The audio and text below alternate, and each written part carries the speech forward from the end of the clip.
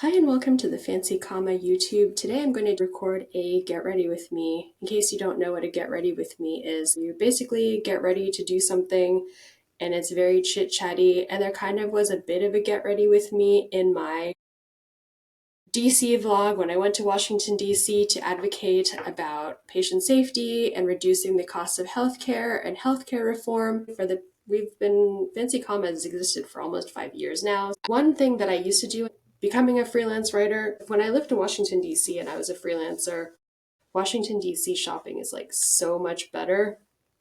So, and there was like a lot of sales, so you could go get like stuff on sale, and they had like H&M and stuff, which we don't really have.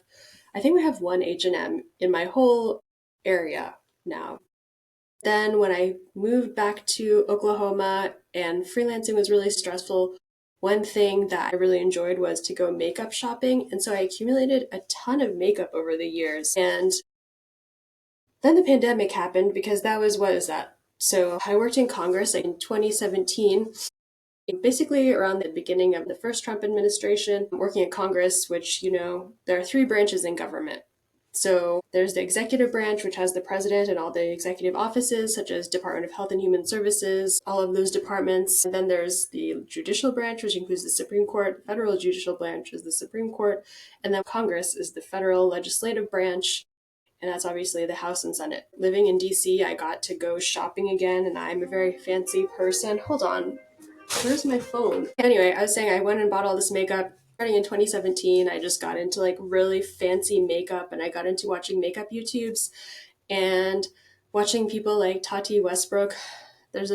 I watch a ton of makeup influencers, and I really enjoyed that. And I was also getting into communications, so video production, getting into watching YouTubes was a great way to get into that. So I just like used to watch makeup YouTubes as I was writing. Like once I was working on this thing about Bluetooth technology and smartphones and how the software and hardware go together to create connected devices for like health. So I watched like all of this makeup YouTube. So then as I was becoming an expert on like Bluetooth technology and smartphones, I was also becoming an expert in makeup and how to wear makeup. But then the pandemic happened, and I used to like create really elaborate looks, and then the pandemic happened and I had all this makeup, and actually a lot of it expired. And I had to throw out like all of my cream products and my liquid products, including some discontinued brands like Becca. Does anyone remember Becca? I brought some Becca products with me today. Um, yeah. So now I was like, well, I guess I'll do a get ready with me. I got in my car, I drove to my office, and look at the shoes I selected. I have like several pairs of pink shoes because I love pink. That's a chair. It's a pink chair. Pink is one of my favorite colors. So this is my left shoe, and this is my right shoe. It's a completely different shoe, but together they actually look really good. These actually go together, don't you think? I think they go together. So anyway, I washed my face before I got here, so I'm going to try to do a get ready with me. And first, I want to say that Fancy Comma is several things. It's a science communications company. It's a policy consulting company. We serve clients in many different spaces: health, science, technology, finance, policy, and business. The intersection of health and science and technology is biotechnology. The intersection of science and policy is science policy or innovation policy. And we work in all of those different domains. I've been thinking a lot about, where does Fancy Comma fit into the political times? Because remember, I was working on the Harris campaign, and I put all of this work on hold so I could work for Arizona Democrats, specifically in Arizona. And I also founded Scientists for Harris. And so I've been thinking a lot about where we're going as a nation. And the thing about politics is that, here, this is Tatcha. Tatcha, I don't know, how do you do this? How do YouTubers do this? This is Tatcha, the Dewy Skin Cream. And I'm going to try to figure out how to put links in the description box of all of these items, like a true makeup influencer. But yeah, so I was talking about our next steps as a does anyone else put on their makeup, their lotion like this? Is this just like a really weird way to do it? So I was talking about where Fancy Comma is going, because I've worked on the political campaigns for 20 years, a lot of losing campaigns, a lot of winning campaigns. Always learned a lot of different lessons, and I came to realize that politics is always unglamorous, and the result, even if you win, the result is like more work and more doing stuff, and I'm kind of glad that I don't have to really like be in the forefront as and like be that person because other Republicans are doing that now. So my new thing is like, where does Fancy Comma fit in? So one thing that I decided was that science is really important in the government. And these are my makeup wipes. They're Shiseido facial cotton. They're really good. I basically got a grocery bag and I filled it up with stuff. I did not buy these at Target. And then I just like left my house and I put on the wrong shoes. The first step to doing a makeup YouTube is to secure your hair so that you can put makeup on your face. So one area that we're working on is trying to, especially post the Chevron decision, which basically took the Supreme Court basically decided a court case that says that instead of deferring to the executive branch, they will, for expertise, they will defer to the judicial branch and basically defer away from the executive branch, which, in case you don't know, that's where all the federal scientists work. They work for National Institutes of Health, National Institutes of Standards and Technology, National Oceanic and Atmospheric Administration, NASA. I could go on and on. So those people, so we also have two other branches. And so I don't know if people know this about science policy, but in the judicial branch, there are no specific dedicated roles for scientists because it's like all lawyers. And I did a video about the judicial branch, and basically it was talking about how science isn't really like a dedicated part of that. That's one area where there could be more scientists. And there's a lot of ways that we can build up science capacity in the judicial branch. I'm not a judicial person, so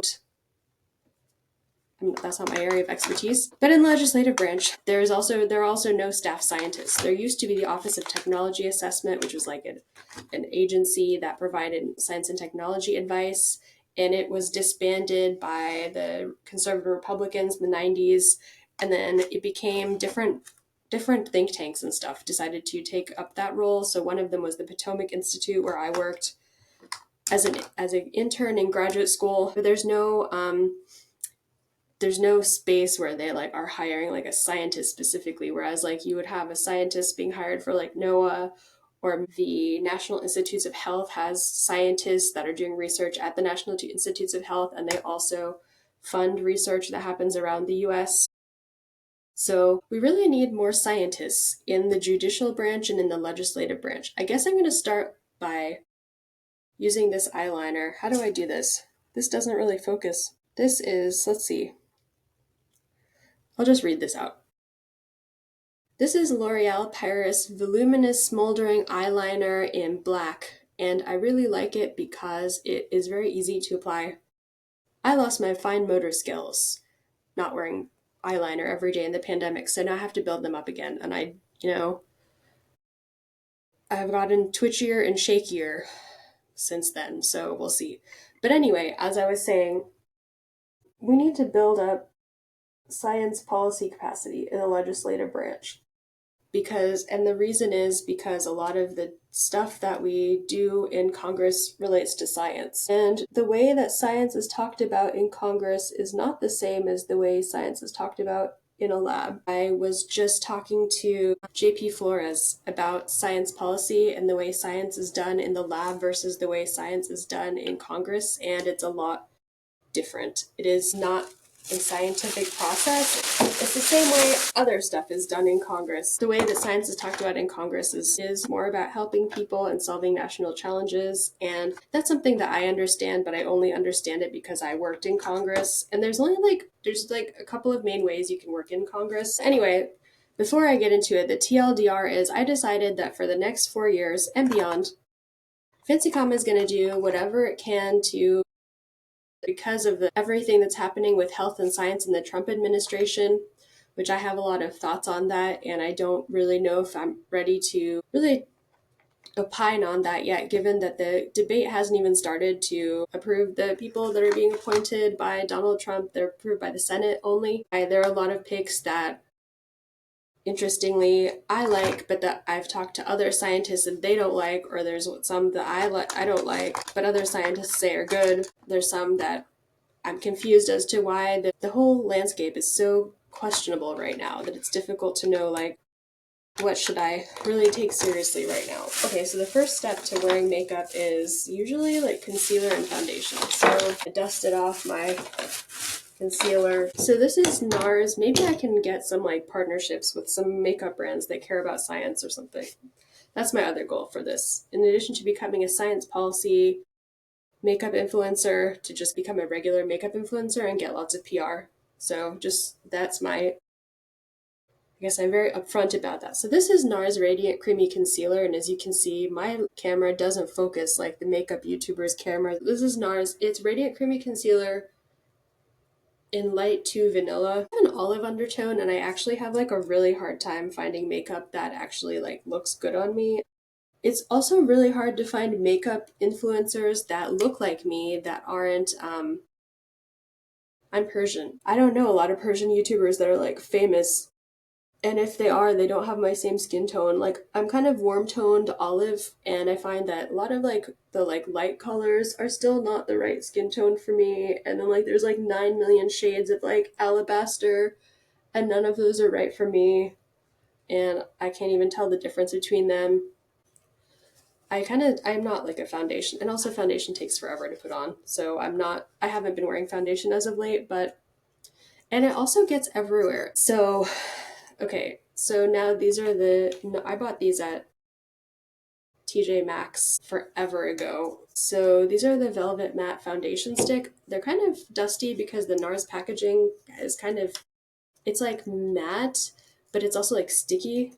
So like stuff gets stuck to it. Let's see if I have like this. This is the NARS Laguna Bronzer. Like you can see it's like got crap on it because it's got like a velvety kind of matte cover, so everything sticks to it. And I tried to like wash these off, and I did wash off one of them, but I guess it didn't really take. Okay, so yeah, so basically Fancy Com is going to, there's a lot of stuff that needs to be done. Working in Congress, I learned that first of all, it's impossible to work in Congress as a scientist unless you have a PhD, and then it's just really competitive. We just published 2 guides on our blog. One is how to work in Congress as a scientist, and the other one is how to work in political campaigns as a scientist. And we talk about sorry, I'm looking at the foundation colors. And because these are all different colors. And for winter, for when you have a tan, when you don't have a tan. So it's all so complicated, and people take it for granted that people that wear makeup look good all the time. When you watch TV and you see the Republicans, I've noticed like Republican men wear a lot of makeup on camera.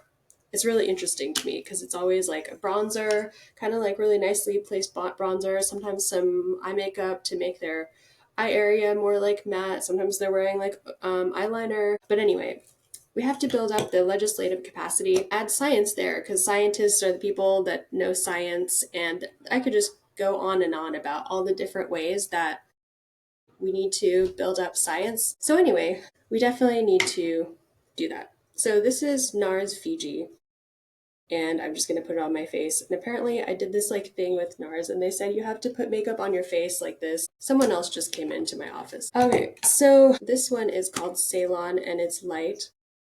And I'm just going to put these on and then just like blend them, and then try to tell you the story. So how am I going to do this? I have a brush. I have several brushes. I guess we'll use the Real Techniques Expert Face Brush.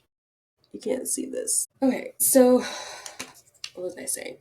So yeah, science. So we need to build up science so that people can make better decisions in Congress. And I found that when I worked in Congress, it was pretty hard to get a job there, first of all. And then once I got a job, and I don't know why, I think it's because most people working in Congress are like government majors. So that makes it really difficult because you have to have the skills that government majors do. And we actually do have the skills that government majors do. And those are things like project management, being able to talk to people, being able to work collaboratively with people on a team, stuff like that. I forgot which one of these I used. This looked better in my mind. But anyway, it's always like that. My makeup looks are so much better in my mind, and then they just look different.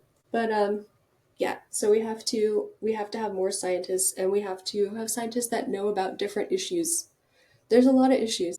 And it's not just scientists, it's people with a science background. Like if I ask you, what are the issues that are facing Congress today that involve science? You would probably definitely say things like climate change, which I don't talk about climate change. I say environment, climate resilience. There is a Republican climate change caucus in the House of Representatives, but it is smaller. It has a lot of people that work in natural resources, so there's that. There's also nutrition, childhood development, brain development, getting like universal pre-K healthcare would definitely fall under that.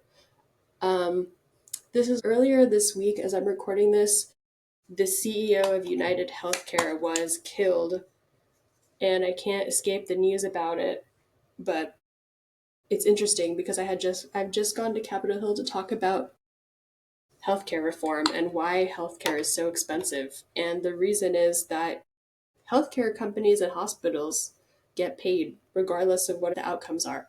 If you got a surgery and it wasn't perfect and you have to go back for a revision, guess what? You have to pay for it.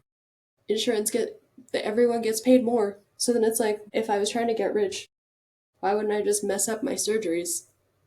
Because like doctors have a limited amount of immunity from being like sued, although there is malpractice. But like things like getting a misdiagnosis, that makes your healthcare more expensive as well, but also possibly like increases your chances of dying. So I'm trying to cover up my weird dark areas on my eyes. I have never used this brush before in this way.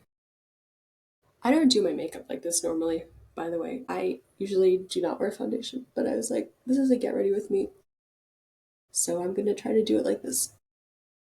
So, okay, so now I'm gonna stop yelling. So I think that looks good. So I was saying, oh yeah, so the other issues that involve science include immigration, involves science to some extent, basically everything. Here, you want to pull up the list of issue areas. Congressional issue areas. If you're working in Congress and you are a legislative assistant, you only work in certain policy areas. So like, let's just go through this list and see what they are.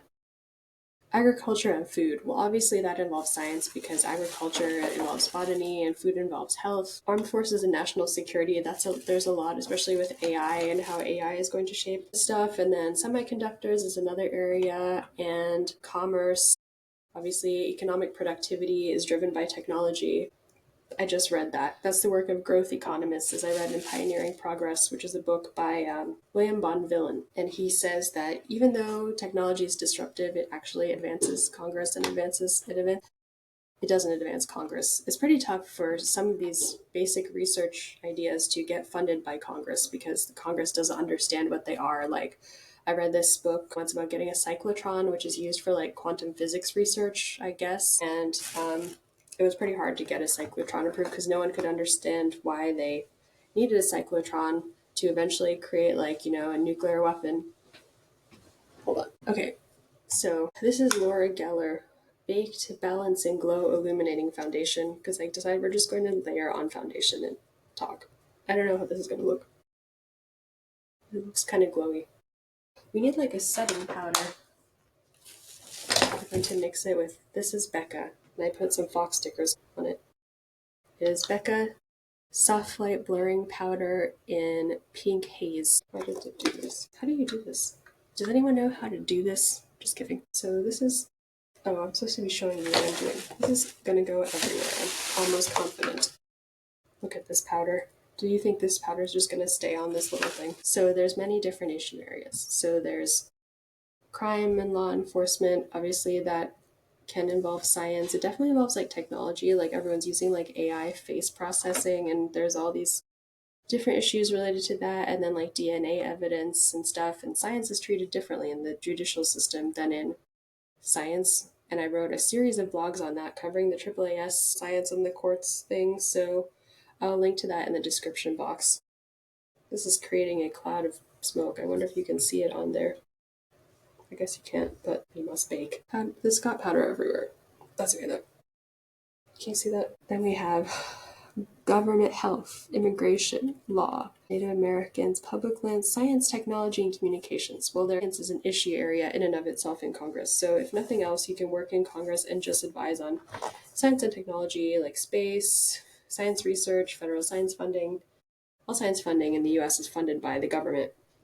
And I noticed that the NIH is on the chopping block because I don't know if you've been following DOGE, the Department of Government Efficiency, which sounds like something out of a 1984 book. something out of the book 1984, which is that book about like Big Brother is watching you and like whatever. But it's like Elon Musk and Vivek are both billionaires and they're trying to like fix this Department of Government Efficiency. And I decided, like, why doesn't someone hire me to do this? Because I could do a much better job than them. Could I really cut out costs? I mean, maybe I could in some places, but like they wanted to get rid of NIH. They went line by line and looked at specific NIH studies, and then neither of them are scientists. Vivek has a BA or BS. He went to Harvard. Let me double check because these things matter. Let's Google and see. He has a BA in biological science, and then Elon Musk's degree undergrad is in economics or something. He went to UPenn like Donald Trump did. Both of them have ideas for defunding NIH, and the NIH has a very long and complicated political history. It basically, and I learned this in the book Pioneering Progress, which I just read. It's an amazing book.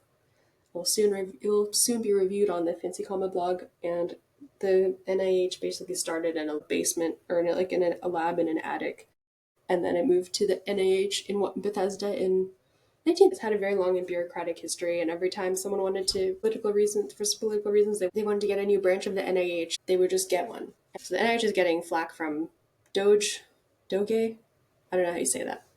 The the Department of Government Efficiency, which actually in acronyms usually of is like, and words like that are not in the acronym, because that would mean National Institutes of Health is NIOH. But actually, like, despite all of the things you can say, like, I always try to keep tabs on these because, like, what if this thing that started out as a meme ends up completely reforming the way we think about science in the US? So that's how I was like, I totally just completely lost my train of thought.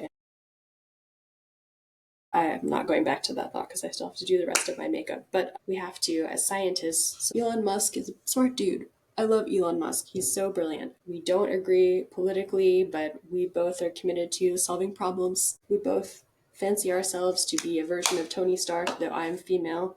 But of the two of us, me and Elon Musk, only one of us is an MIT graduate, and that person is me. Technically, Fancy Comma is a government contractor, so we could, just like Tony Stark, be contracted to work with the federal government. We have served actually many clients in the government sector. So yeah, but not on the level of Elon Musk. But if I could, but Elon Musk, anyway, I was saying Doge is getting all this. How much powder do you think I need? Like, wow.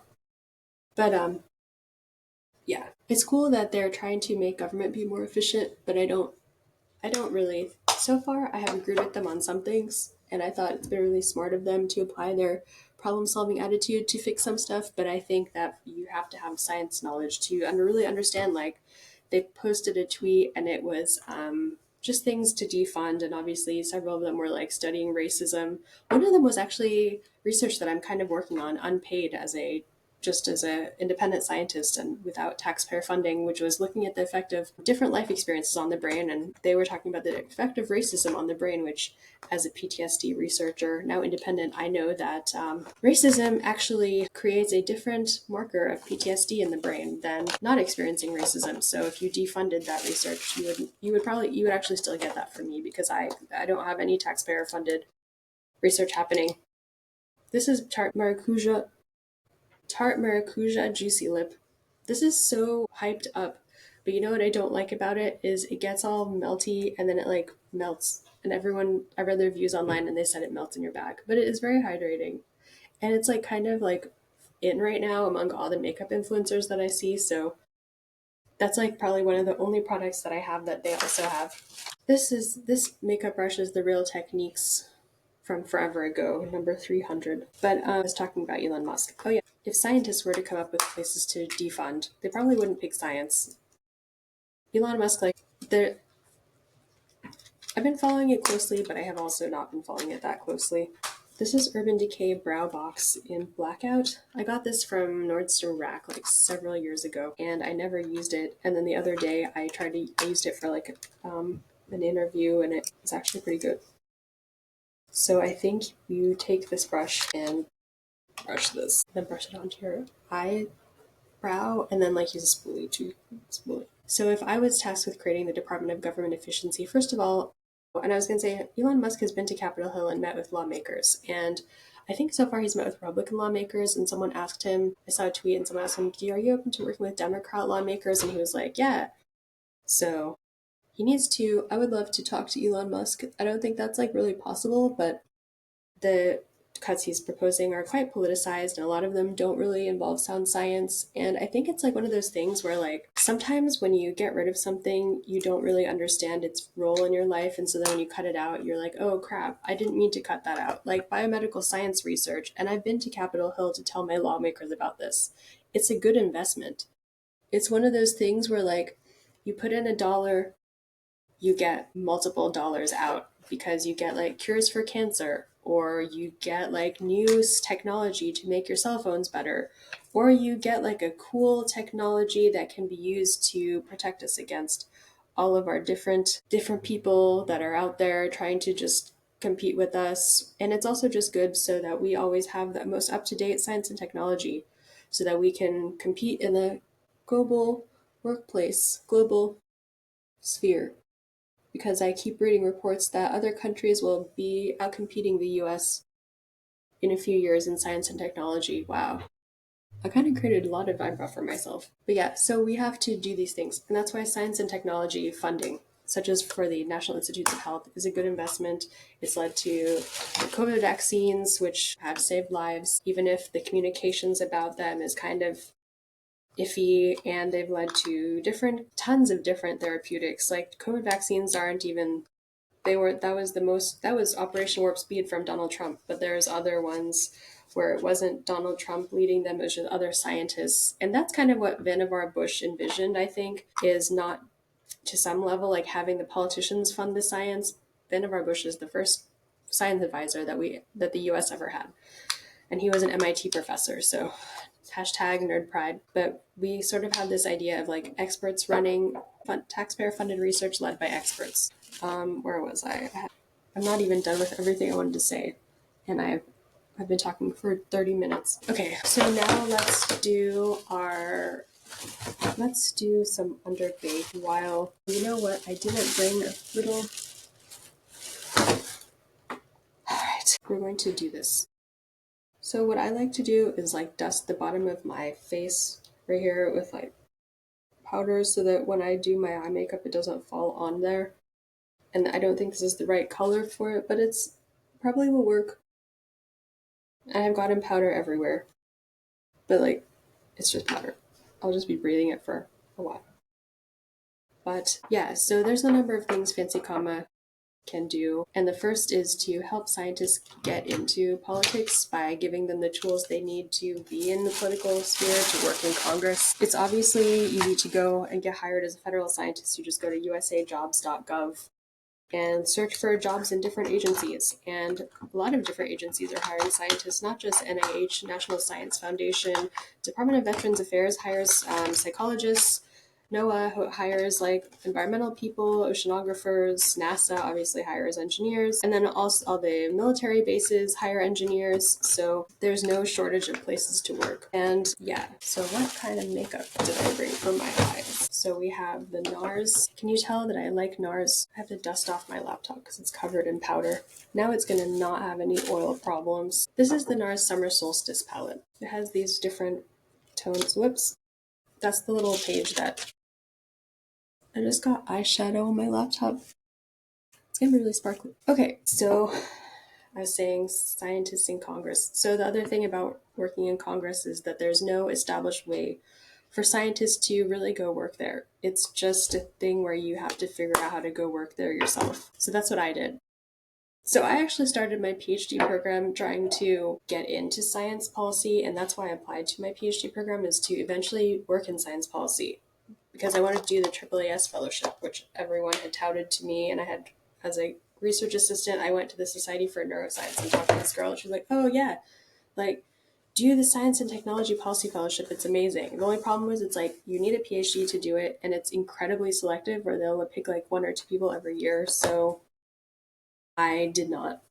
do that. So because I never finished my PhD, because my advisor was like, do you want to do science policy? You don't have to have a PhD to do that. And they turned out to be right, because I ended up interning on Capitol Hill not once, but I actually got a second internship, and then I wrote all these white papers for people that wanted to talk to their members of Congress but didn't know how to. Let me get a brush. This is the Smashbox Precision Concealer Brush, which this isn't concealer, this is eyeshadow, but I am just going to use this because what is this color? There's a really pretty shimmer color called Indian Nights. We need to, we're just going to put a bunch of shimmer on our eye. Let's use our finger. I worked in Congress once for 2.5 months, then I got another job. Then I tried to go there again, then I realized I couldn't, because you're not supposed to do more than one internship. The internship gets your foot in the door, but then I was like, maybe if I do another internship, then I can move to DC and work on Capitol Hill. And then I got there and it was not what I imagined. And I still would love to work on Capitol Hill or with members of Congress.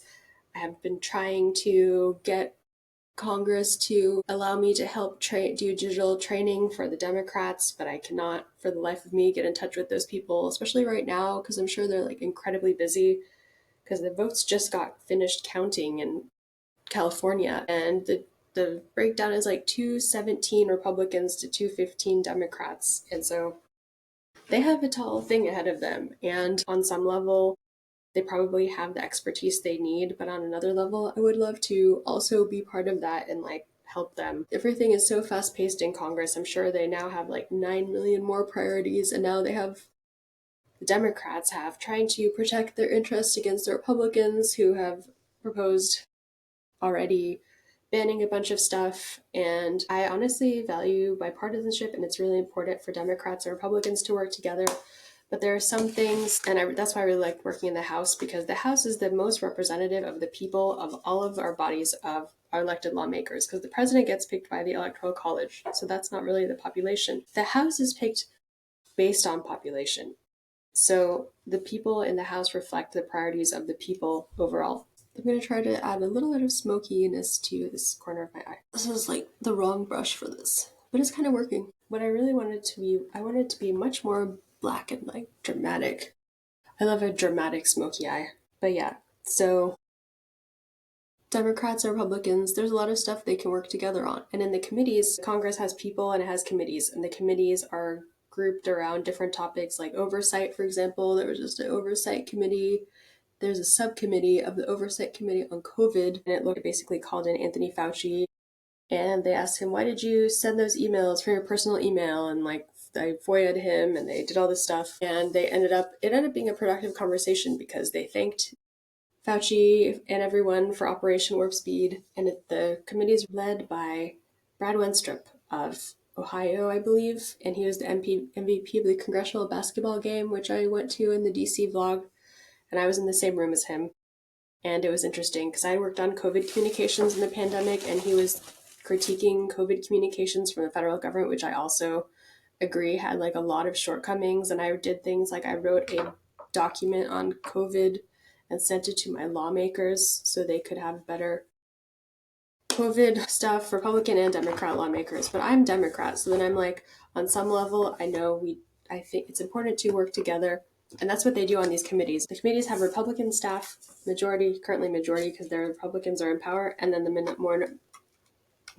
staff that are Democrats, and they work together to make sure that bills are as accurate as possible, and they reflect the expertise of different topics, and also that they can agree and compromise, because politics is all about compromise and giving up one thing to get something much bigger to advance our shared goals as a nation, because we have a lot of shared goals as a nation. I don't think I can say the name of this palette on here because it's not really appropriate, but it's from NARS, and it looks like this. If you're familiar with NARS, you will know what I'm talking about. I think this is called Danger Girl. It's called Full. I just don't even want to go there. That didn't look good.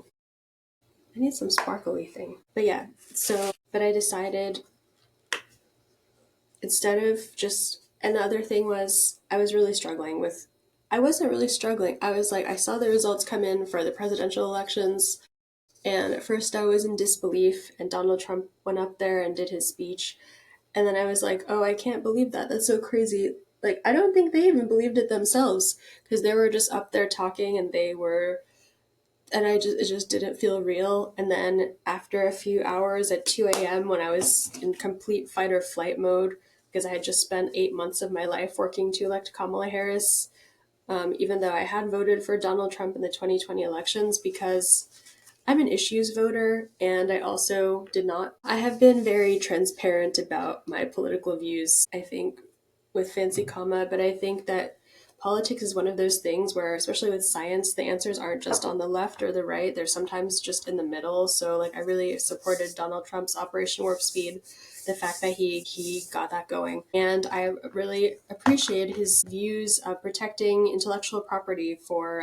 American tech companies. That's really important to me. So those were two of my voting issues, I guess you could say. So we need to do something really dramatic with my eye makeup. Let's just put glittery. This is Laura Geller Diamond Dust. You can't really even see that. Let's just give up on that. Wait, is there any glitter in here? It would be really fun to blend in this color. I still have this idea to do a winged eyeliner, which I just don't think is possible.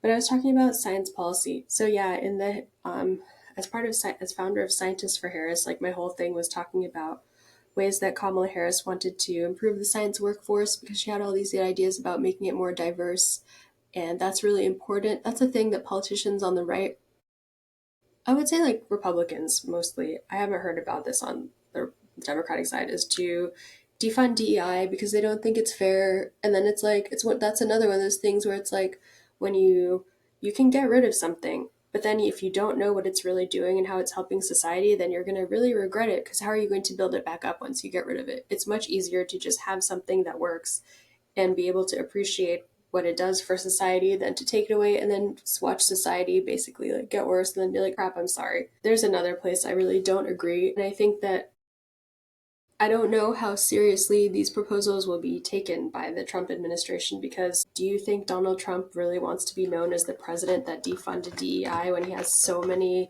Black supporters? Hopefully not, because there's a lot of examples of that.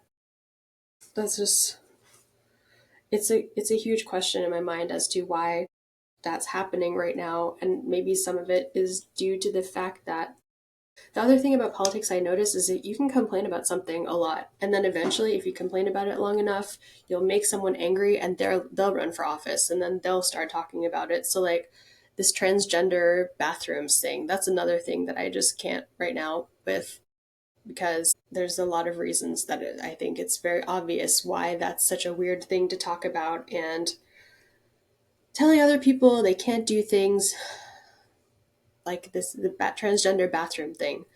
I almost wrote a blog on the Fancy Comma blog about that, because I was like, look at this. Like, they're taking science, they're turning it into political stuff. This is my wand. As I wave my wand, we have to take back science from politicians.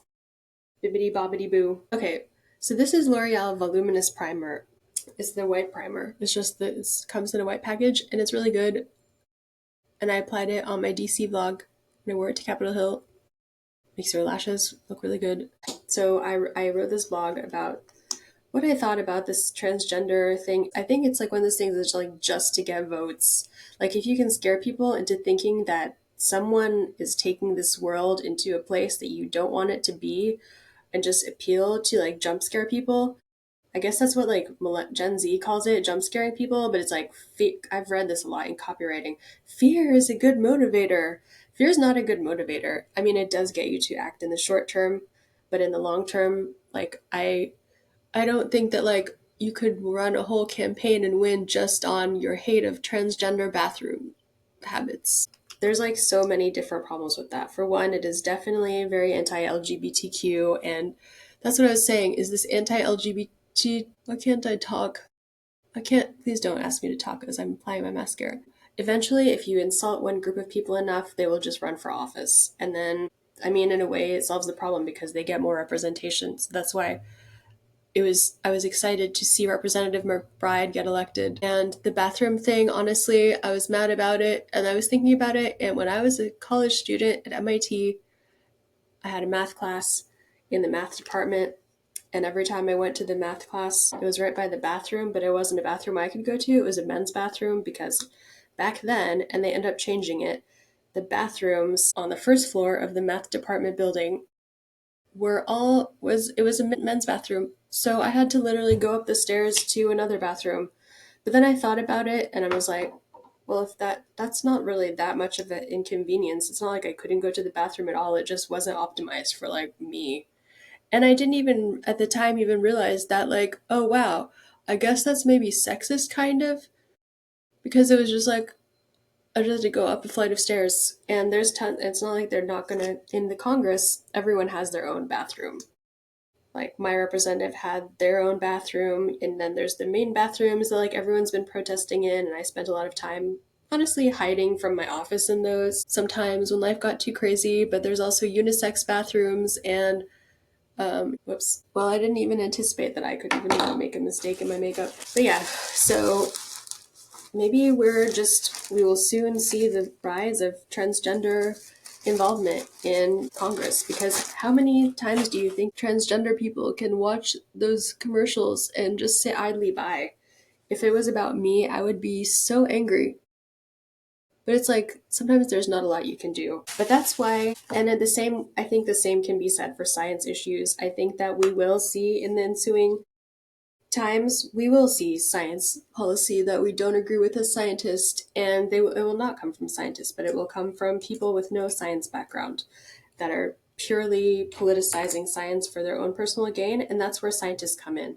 And I don't mean this as like we're Democrat and we're scientists, like let's get in there and make everything Democrat, but I mean like science is not Republican or Democrat. It is bipartisan. It doesn't have like political views one way or the other. And that's why sometimes I vote Republican and sometimes I vote Democrat. There's a lot of pro science Republicans.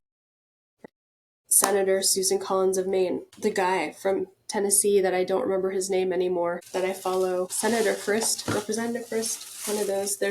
I guess there's one scientist in Congress right now. There's got to be more than one scientist in Congress right now. That's hard to believe. Okay, let's get rid of our underbake. See, like now, even though I made a mess, you can't see it on there. I'm kind of running out of time, but so that's what we have to do, because other interest groups have programs to engage people, but scientists, because we're too busy doing science, we don't have time. And then we watch the news and are absolutely shocked by, like, for example, appointing RFK Jr. as health secretary.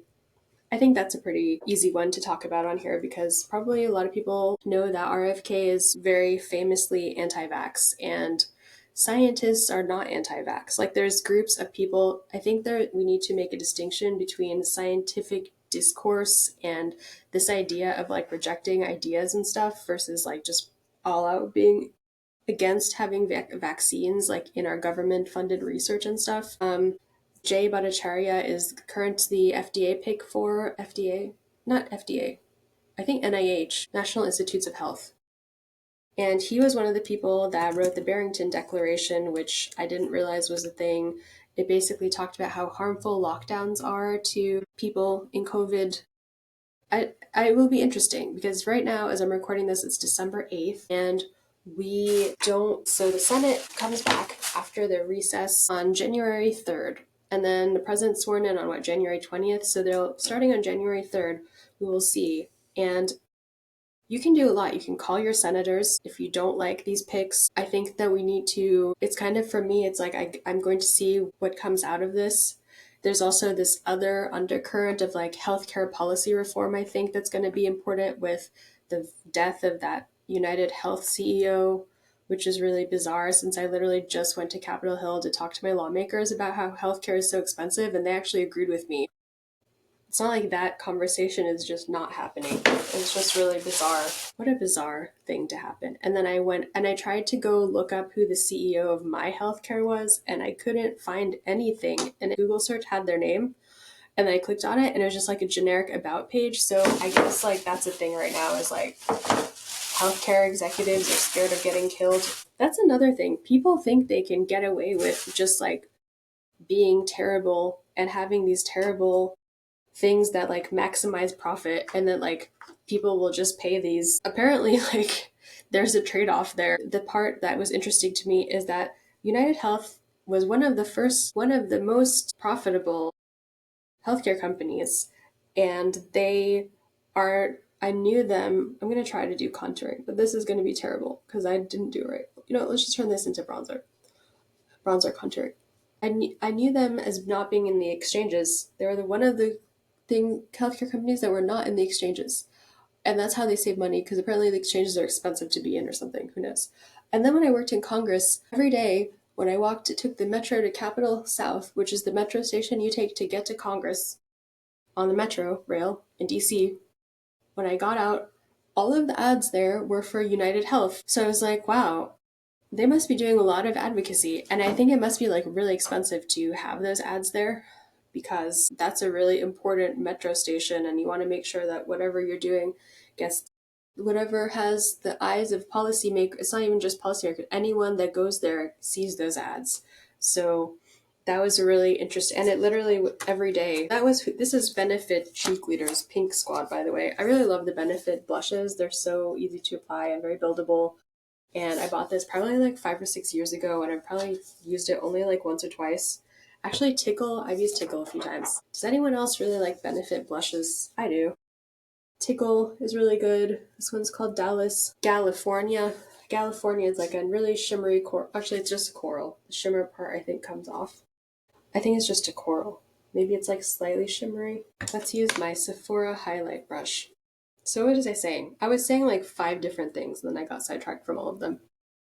Let's light ourselves to the moon. So, did I ever do my other eyelash? Yeah, I did.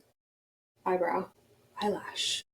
I forgot I did my eyelashes. So, is that really? You can sort of see that. So yeah, there's a lot of different thoughts. I thought this would be, in my mind, was a lot more coherent and unified of what I was going to talk about, but I turned out to ramble way too much. But I think this sort of basically gives you an idea of the kind of things that at Fancy Comma were like that I've been thinking about, and that like here's some things. So that was the other thing. I wanted to get on here and do a YouTube about all the things I would like to work on in science policy. In our current political times, you're supposed to take highlight and do this also. So let's do that. There we go. I guess you have to really like smudge it.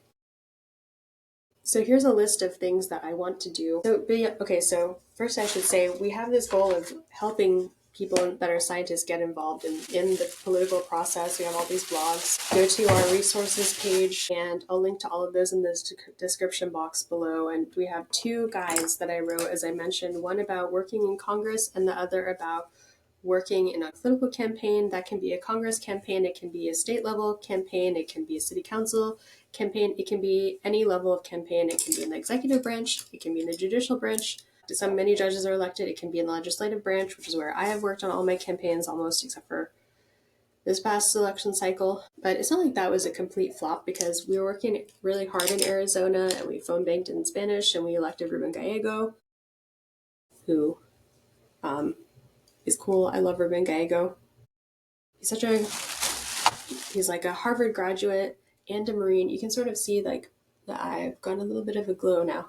I helped elect an astronaut, so that was really good for science in the 2022 elections. So we're working on building up Fancy Comma. I would love to build up Congress and science policy by providing these resources, and I'd also would love to work on some of these things, like what things we can do. Like, let's say you're going to meet with your lawmaker, and these are things you can do yourself too, or you could hire us. But we also have resources for people that want to get into this stuff to do. Like, let's say got in touch with your lawmaker and you want to go to Capitol Hill and meet with them. Let's try California. In the Senate, who is California represented by? Adam Schiff is their new senator, and the other one is that guy.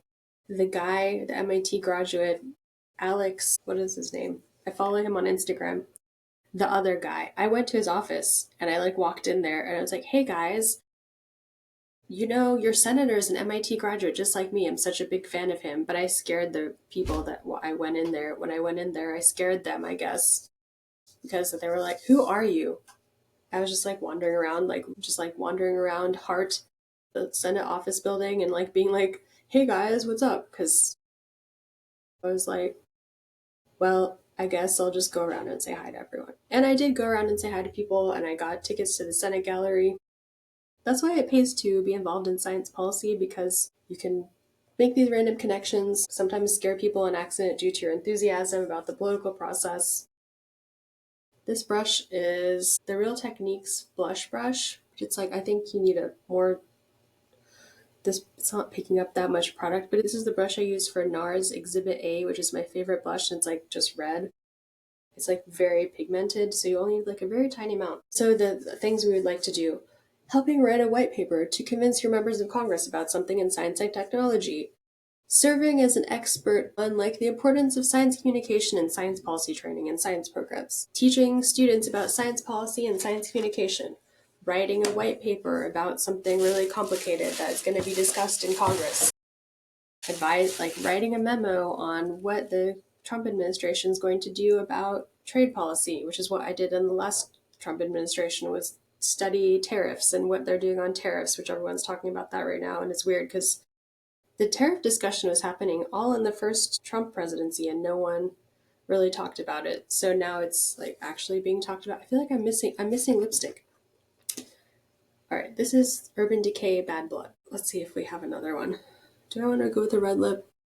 I feel like a red lip will be too much for this look. Or I could go even darker and do this color lip, but I feel like that's too vampy. I do love a great vampy look though. Where's my other lip liner? Another thing I've been trying to do that has not been working is like helping advise Congress on how to communicate well. Because I've noticed Congress, the communications people, very few people have a science background. So I read a tweet about science and it will be really compelling, but it won't be like as correct as it could be. Strikes a weird political note rather than a scientific note. So I would love to help write some tweets that are more, because you know when you politicize something, you alienate all the people that don't share your political views. So if you want science to have full support, you can't politicize it.